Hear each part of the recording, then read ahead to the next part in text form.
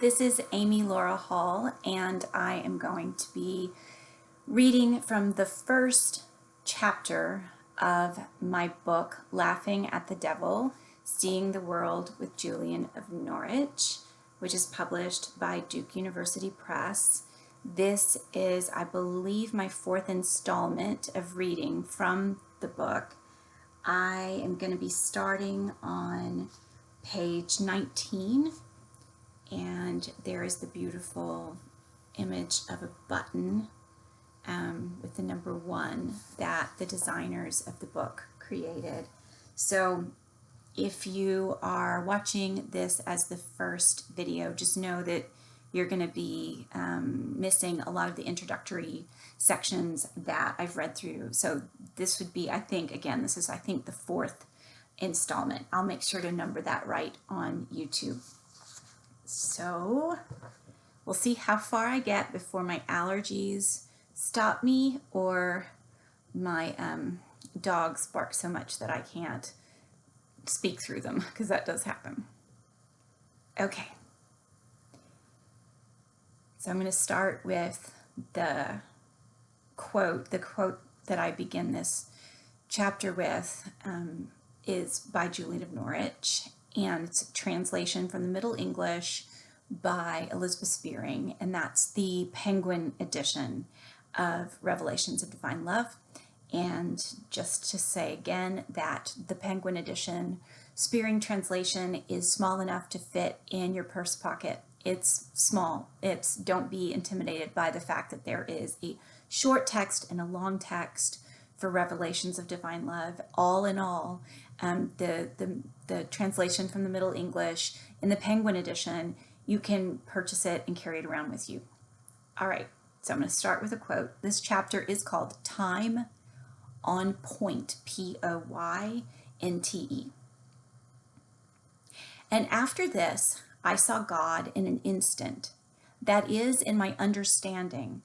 And in seeing this, I saw that God is in everything. In order to understand how Julian is able to receive the vision that all shall be well, and even scoff at the devil himself, it is helpful to think about how Julian views time. The word from Middle English that Julian uses in this epigraph, the word Elizabeth Spearing translates as instant, is the word point, Poynte. Spearing gives a helpful footnote on this word, explaining that it can mean a point of space or of time. Julian has a vision of God that is concentrated, seen through the aperture, Aperture, the aperture in the universe that is Jesus's overflowing gift of blood on the cross. Her imagery is layered. The point of seeing that allows Julian's insight is her focus on the cross as an extravagant gift that situates every space and every moment. As I will explain in chapter 2 on truth, Julian sees God's disposition toward all that was, is, and will be fully disclosed through the cross as a gift of love. Here is how Julian does not see time. In the common sense way, many readers in the early 21st century in the United States see time. Most of the people in my corner of the world have a background picture in their head of time moving upward, albeit in fits and starts. Most of the people around me are progressives of either the right or left-leaning variety, expecting that things will be better if we just get with the program. That program may be funded by a conservative or a liberal think tank and be advocating for either the Democrat or the Republican on the ticket, but the basic arc of time, that's ARC, the basic arc of time in our minds is upward, pushed by a combination of human initiative and, for some of us, God's providence. I do have a few rare adults in my life who do not know what day of the week it is automatically, and who generally do not think of time as progressing forward and upward toward a goal. One friend seems to let time just wash over him or past him or something. He just is, rather than seeing himself on a plotted line with an arrow at the end. He is peculiar. I also have a few friends who see themselves on a plotted line with an arrow at the end pointing downward. The world is going to hell in a handbasket, whether due to climate change or the Federal Reserve or the technologizing of everything around them, sometimes combined with a plotted interpretation of the apocalyptic book of Revelation in the New Testament. These arrow pointing downward people seem strange also, in a different way than my friend who lets time wash over him, in that they are suspicious of any political movement or any sort of large social media fueled project to change these things for the better. This is the normal way of thinking of time that makes non-progressives seem peculiar or strange today. So here is the way that most people, when I'm teaching at a place like Duke University, or really in most congregations I'm invited to speak to, this is the way that most people think of time is moving upward through an arc, through a combination of human initiative, sometimes also human initiative and luck, and for some people, human initiative, luck, and God's providence, God's own work in history. So an upward arc. To be a good citizen in the United States then means getting your fingers typing and your phone buzzing and your feet marching to try to push the world upward for the better. At the turn of the 14th to the 15th century in England, there were writers on both sides of the arrow perspective. There were people who saw England as possibly going to the dogs, or more literally to the human beings relegated to the lower classes, and people who thought the plague was God's punishment for upsetting the proper order of things. There were also people determined against the impossible odds to push for radical changes at their time. Political, spiritual, and what we might now call feminist. Jumping ahead to read Julian politically today requires a shift. Her writing does not really serve well what many think of as conservatism or progressivism today. The Conserve Things Against Chaos project, or the Change the World for God's Sake project. Julian's way of seeing time through the cross is an anti-trajectory way of seeing. If you think about time as moving forward toward a goal, you are thinking in a way that has become common sense in most of the United States. But Julian's vision situates each one of us as defined through this prism, a non-temporal miracle that was a gift in time that changes time itself. This vision of hers, seeing all of us in the instant or point that is Jesus, is in contrast to common sense today. It was a game change answer to anxieties about change during her own time, I believe. I mean, obviously, I believe. I would have to continue to say, like, this is what I believe Julian was saying. So I'm not going to continue to say that all throughout reading my own book. You will be able to trust that I know that I'm giving one particular perspective on Julian of Norwich, but it's a close reading of her writing that I have been working on, had been by the time this was published, working on for over a decade, for like 15 years. So there will be people who disagree with me, and that's okay. I want to connect Julian's view of time to a sense of order in medieval England. In part due to advances in the structure of ships, there was more mobility from Europe to England around the turn of the 14th to the 15th century when Julian is living and writing. And in a port city like Norwich, it was increasingly difficult to determine just who was who. Sumptuary laws, Sumptuary, sumptuary laws, were supposed to keep each human being dressed in a class-based costume assigned to them.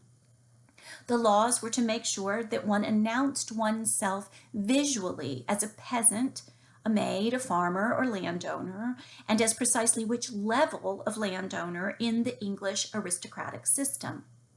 Think of it as a rule against walking around in economic drag, pretending to be somebody you were not officially, by birth or title, supposed to be.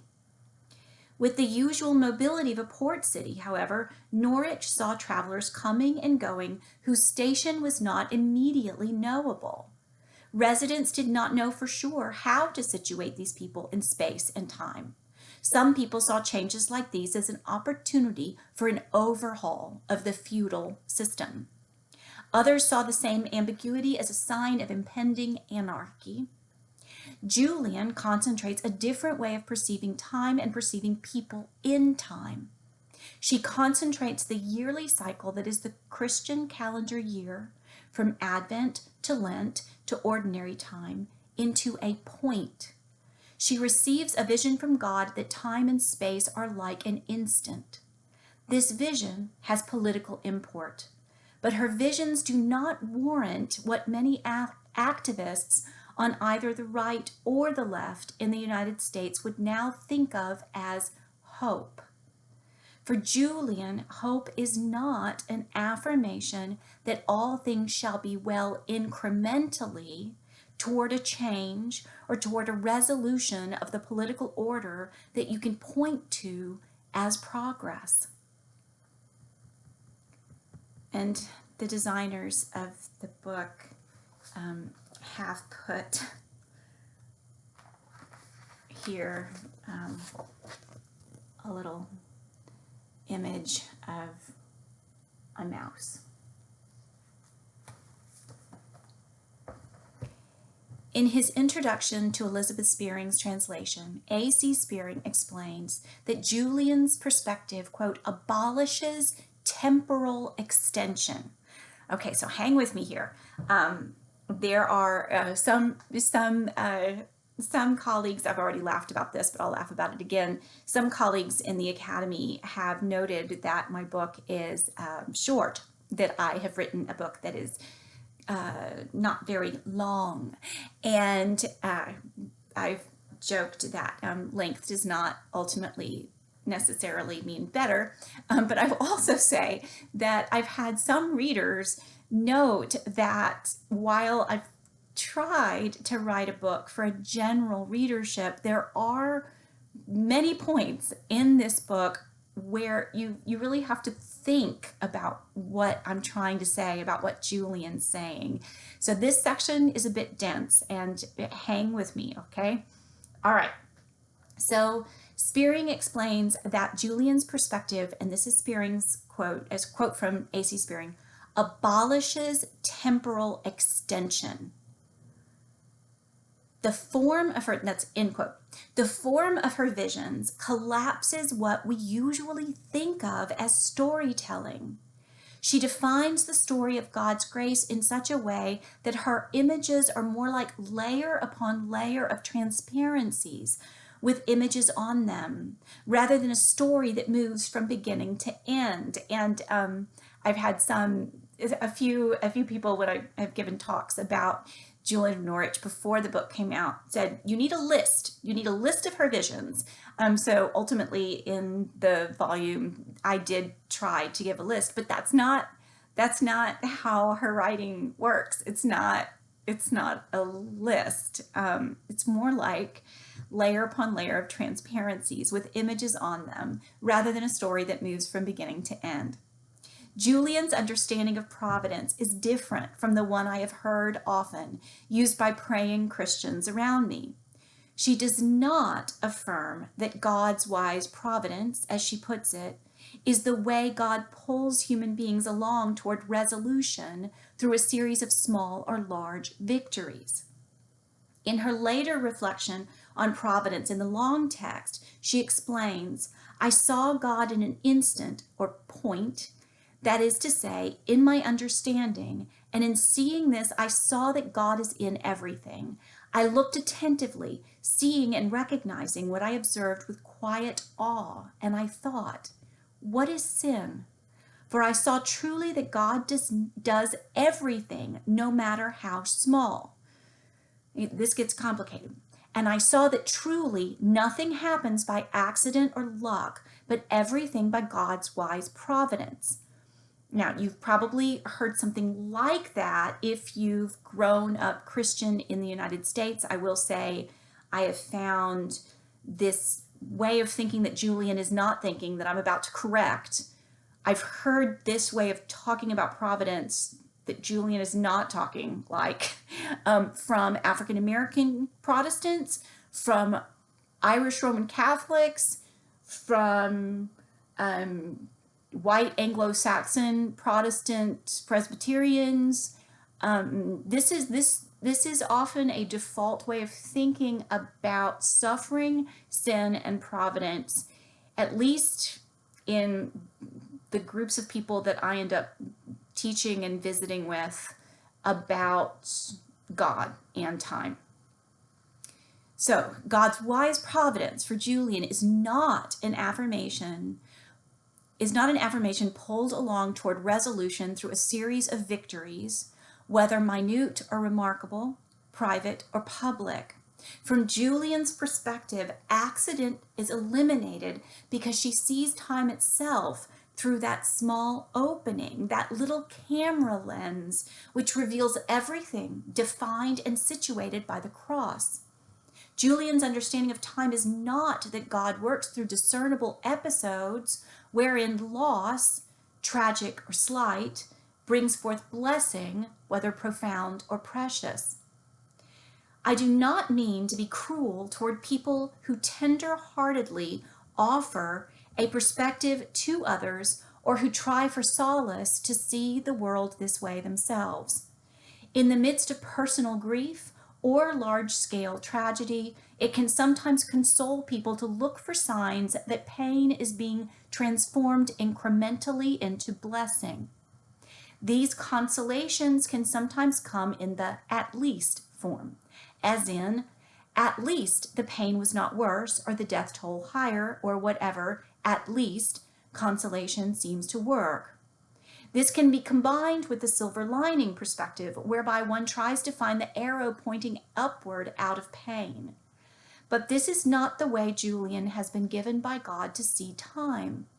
Julian pulls all that might be cast off as accident or luck through the central focal point of the cross. She does not attest that there are clearly discernible arrows in our life moving up and away out of pain.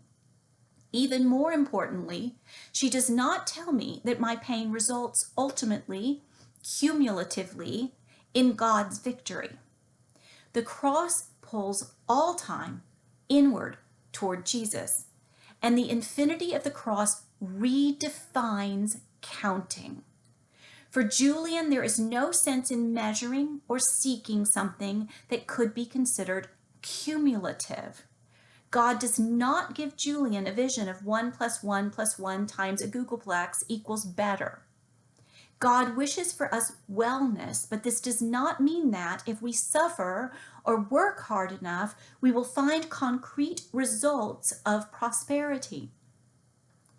Another way of describing God's providence comes closer to Julian's perspective, but is slightly and dangerously off focus.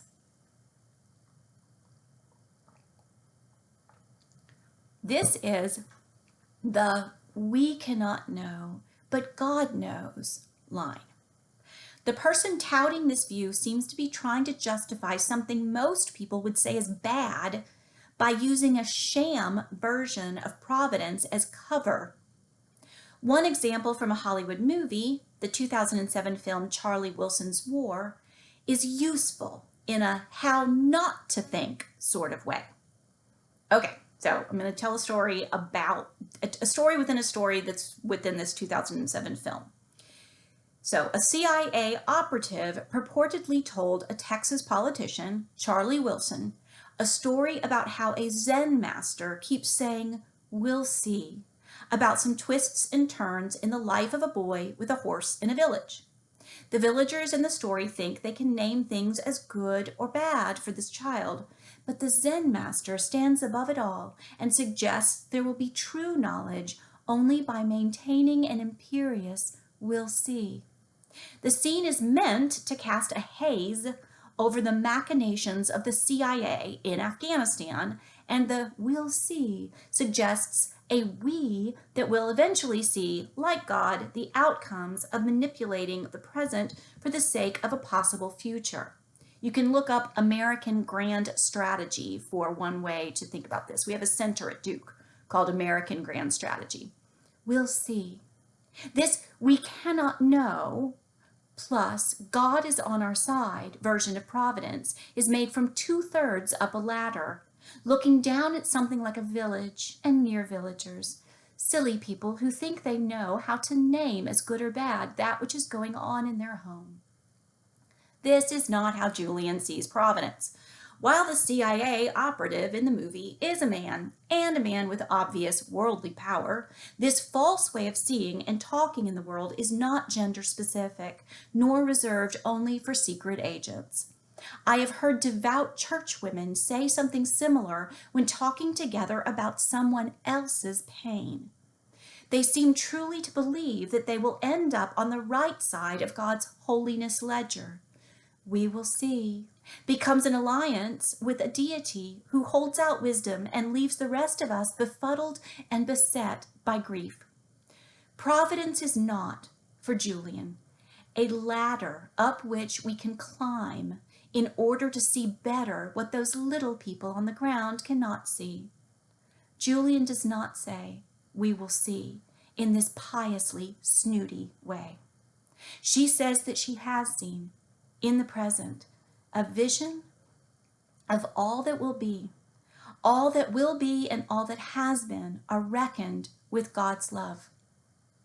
"We see now, today, through the insight of an instant," she says, "the point through which everything is cast.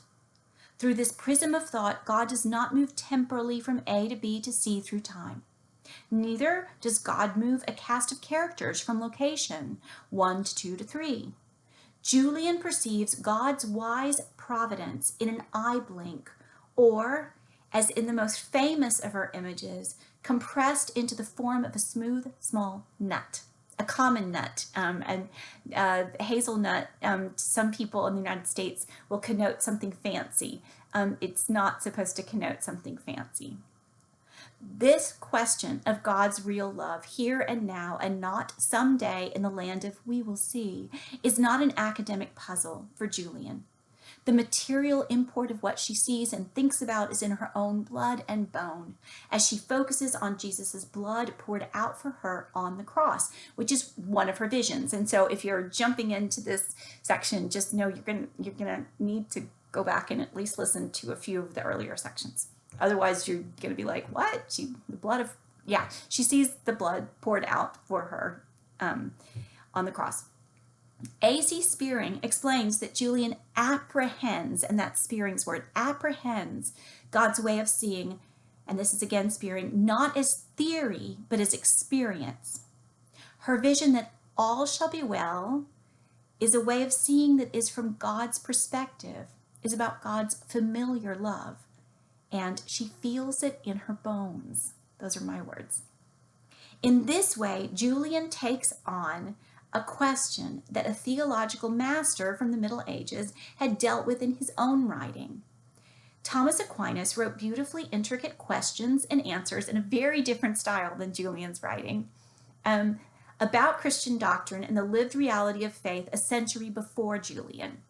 In one of Thomas Aquinas' questions, he asks whether God gives us grace and then frees us from sin, or frees us from sin and then gives us grace.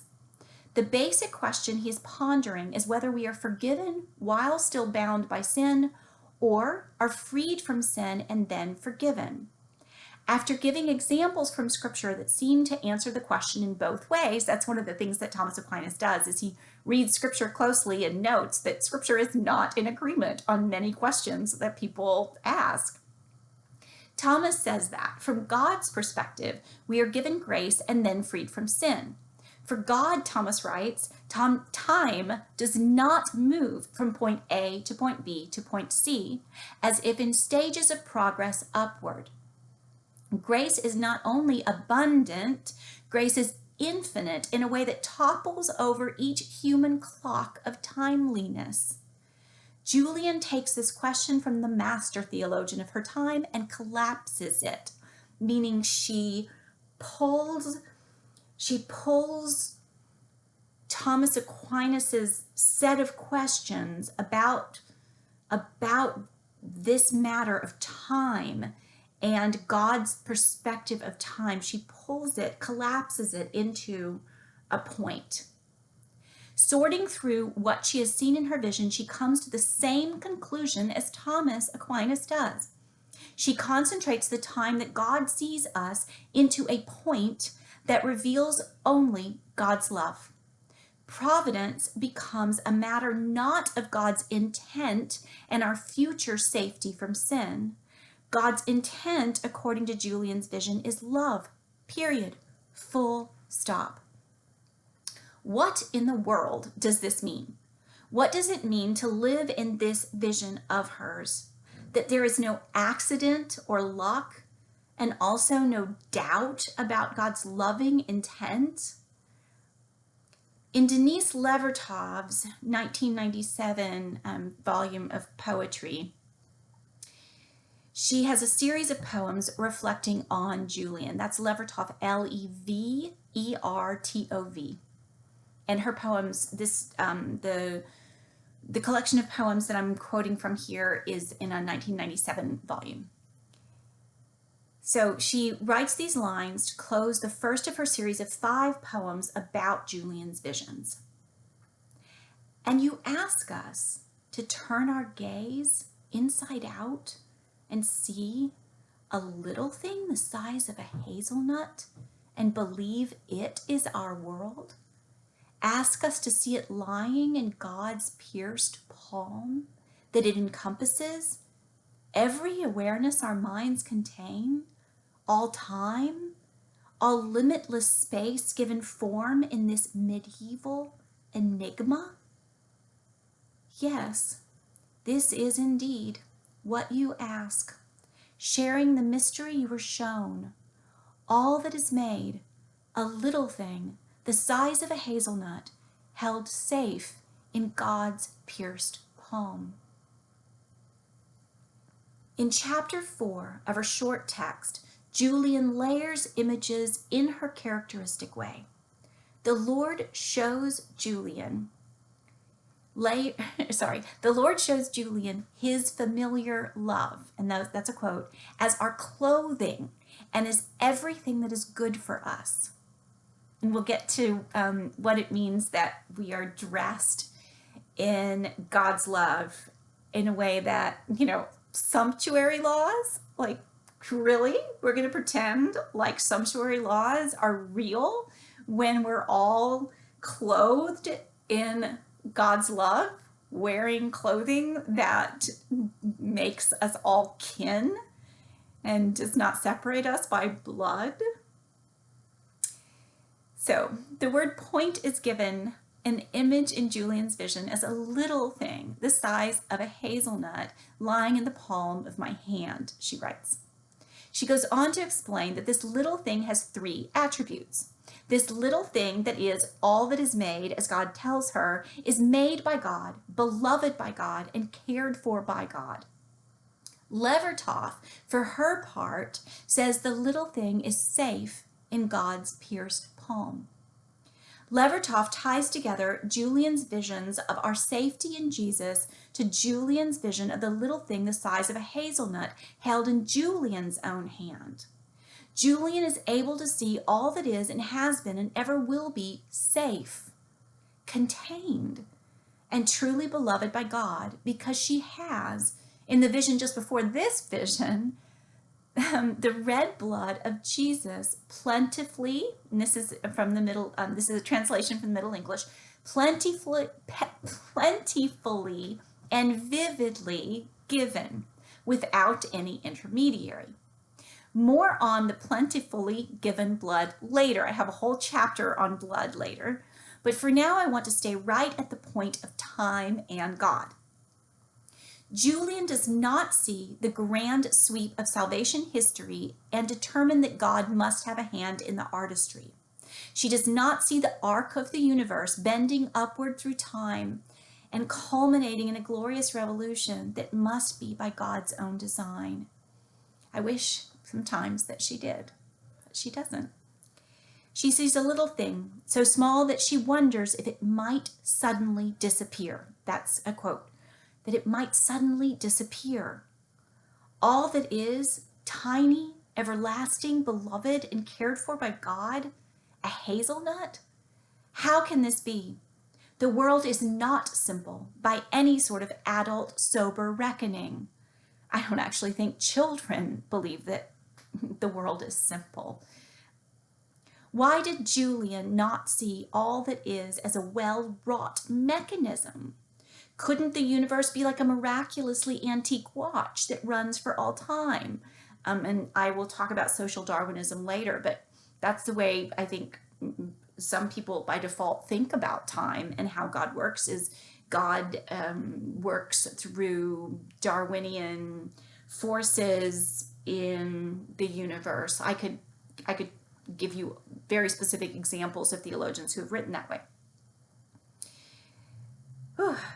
Couldn't the universe be like a miraculously antique watch that runs for all time? This would make more sense and be more reassuring to the default sensibilities I have been taught to rely on, even subconsciously, about how the world works and who rightly understands how the world works. A vision of an intricate instrument would fit better with the version of deism held by the men who wrote the Constitution of the United States, for instance. If Julian had seen a well-wrought mechanism of some sort, it would have been so much more useful for the version of hope that many people have been taught to hold. If all that is and all that we are part of, I've got to read that all together. If all that is and all that we are part of is a tiny thing like a nut, a tiny thing that might at any point just disappear. What does this mean? Next, Julian sees that God became a part of all that is made by way of a creature known for her marvelous littleness, Mary, Jesus' mother. The little thing that is all that is made part of God's life through Jesus, who is brought into the world through a young woman named Mary. It is a work of poetic mischief that Julian calls Mary both great and marked for greatness by her littleness. Lady St. Mary, Julian writes, is all wrapped up in the nothingness that makes our lives about grace. And here I'm going to do a close reading of a passage that's really important. So here's the passage from the short text. This is why those who choose to occupy themselves with earthly business and are always pursuing worldly success have nothing here of God in their hearts and souls. So this is, for some of you, if you're listening and you are wondering if I've lost my mind, that I think this is helpful. Just hang with me for a little longer, okay? All right, Julian could not have seen the world and all that is as a Rolex watch. It had to be a nut or a pebble, held as Levertov puts it, in God's palm. Seeing this series of visions with Julian means knowing both the insignificance and the recalibrated infinite significance of you and of me and of our mundane earthly world. To occupy ourselves with business and success, to see our occupation as within the matter of financial exchange and logistical upticks and success, is to have nothing here of God in our hearts. Julian's language here matters. To occupy is to seize, to have ourselves overtaken or seized with business and success is to have our soul hijacked by accounting. Julian repeats in this vision the word not or nothing. She is not saying that the world is meaningless. She sees a vision that all that could be could also not be. It could disappear if not for being held. All that is held, though, and held in a way that scrambles calculation and the usual ways many of us are taught to weigh, measure, and sort ourselves, or to sort strangers or children, our churches, other people's churches, our neighborhoods, other people's neighborhoods. Watson and Jenkins have a helpful note on this section in their edition of Julian's writings. When Julian writes, "This is why those who choose to occupy themselves with earthly business and are always pursuing worldly success have nothing here of God in their hearts and souls," Julian uses language that, and this is from Watson and Jenkins' volume, is suggestive of the bessiness, the B-E-S-I-N-E-S, or business of Norwich, whose trade connections extended throughout Europe and from one of whose families Julian may have come. End quote from Watson and Jenkins, 2006 volume. I highly recommend it. To live by a trade-based reckoning of worth may mean I can be armored for the present and for the sake of my future safety. It might be a logically prudent way of seeing the world and my life in this world. But Julian sees frankly that to be so occupied to think in commercialized terms is to lose one's perspective on love. She puts the stakes starkly. To think about oneself and the world around her in this way is to have nothing here of God. I'm going to risk going off script here, and because I'm going to need to pause and come back to this chapter. For one thing, if I make this too long, it's hard for me to get it up on YouTube. But I'm gonna tell a couple of stories from teaching that I don't think I tell later in the book. So one of the things I've seen happen with graduate students who are working on a project that is right on the line of being politically charged in a way that future funders might not like.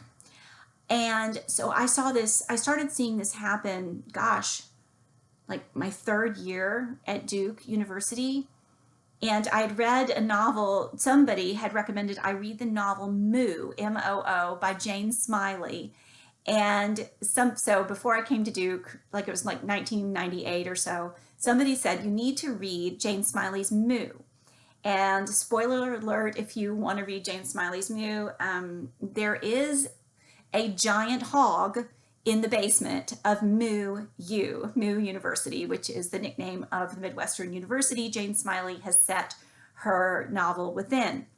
And the person who told me to read it, and I still can't remember who it was, suggested I read Moo, said you have to remember there's always a hog in the basement. So when you start smelling like, gosh, it seems like there's something going on, it's a hog in the basement.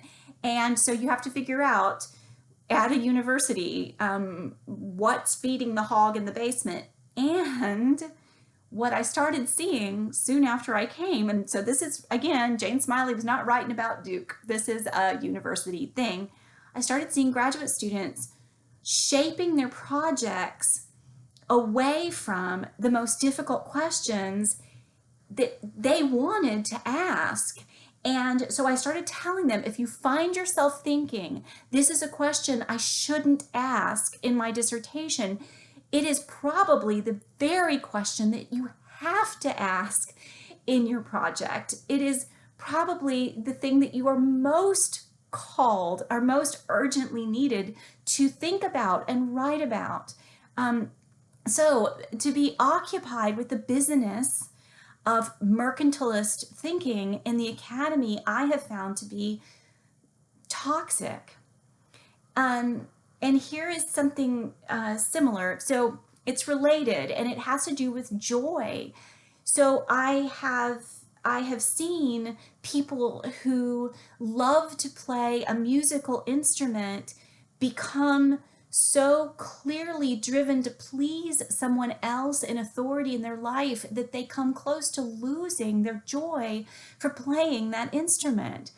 I have seen people who love a particular sport find themselves struggling to keep loving that sport that they find joyful because they find themselves being occupied with the business of someone else's watching them to assess their worth, to assess their promise in the progress of some particular project. So this is one of many ways that I find Julian's words here about not being occupied by the business of mercantile thinking to be helpful for real people in this world.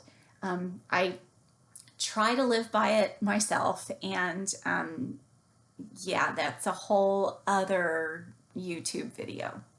Okay, so we're going to pause here on what page are we on now? In case you're reading along, we're pausing here on page 28. It's page 28 of the electronic version, and that you can download the PDF. If you're a Duke student, you can go into your library system and download the PDF, and it's also page 28 of the actual physical text of the book. Thank you for listening to my words about Julian's words, and to be continued.